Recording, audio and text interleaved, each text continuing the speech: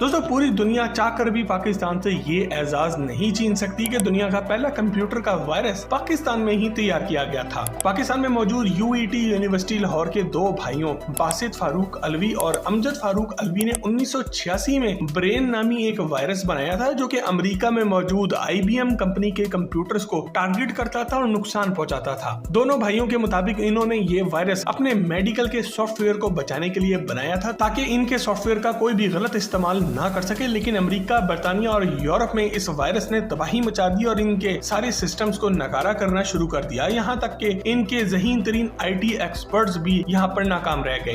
ये दुनिया को ना सिर्फ पहला वायरस मिला बल्कि दुनिया का पहला एंटी वायरस भी इन्हीं दो भाइयों ने बना कर दिया। आज दुनिया की बड़ी बड़ी कंपनीज अपने सिस्टम्स को महफूज करने के लिए बहुत ही हाईली पेड IT एक्सपर्ट्स को हायर करती हैं ताकि जदीद एंटी वायरसेस बनाकर इनके डेटे को महफूज रखा जा सके। आज पाकिस्तान में ब्रेन